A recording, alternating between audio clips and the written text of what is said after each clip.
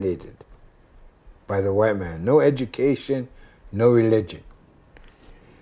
So we had to hide out here in the open.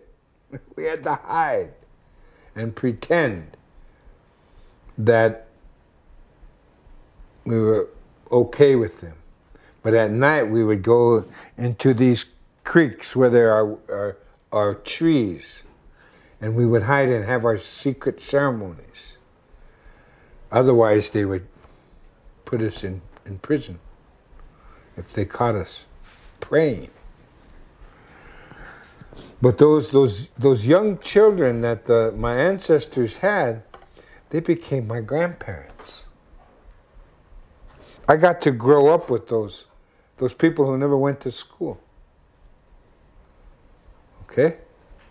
So they had this beauty about them, this wisdom. And they passed it on. One of the things they told us, he was my grandpa, but he always called me nephew. So I always called him uncle. So anyway, he didn't know English too good, you know. So anyway, he told me we must never forget that we were once a free people. For if we ever forget that we were free, we will cease to be Lakota. No more. No more Lakota. So I remember that. In 1974, we had a conference for all indigenous people in the Western Hemisphere. But only the Indian people from Canada and the United States could come. And they all had to come here with their own money and their own food. But we had this meeting. Over 5,000 of the people came. Now, in all of North America, you see the white man, he says there were 14 million in Tikana. In North America, United States and Canada. That's what he says, 14 million. Well, he killed almost 14 million. Okay? So there's only about 1 million of us left. In all North America. In all of North America.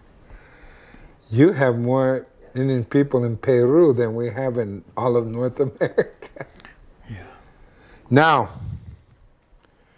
so that 5,000 people who came to our convention and they had to pay their own way to our meeting, that's a fantastic number, you know?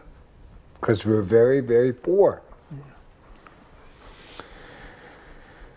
But those old people were still alive, the ones who never went to school, who couldn't speak English. They could not speak English. They're still alive, and they watched the meeting, and they listened, and then at the end of the meeting, they told us what to do.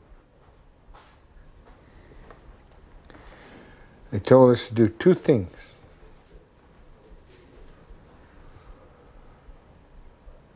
To get the world, the international community, all the nations of the people to recognize us, Indians, us indigenous. So we did that. We went out, we formed the International Indian Treaty Council, we helped with the United Nations have our first meetings in Geneva, Switzerland in 1977.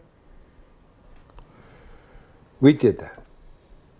From that meeting grew a movement. We did more than what the old people told us to do. They wanted us, the indigenous people, the indigenous of the Western Hemisphere, all of the Americas, to be recognized. But we got all the indigenous people in the entire world recognized.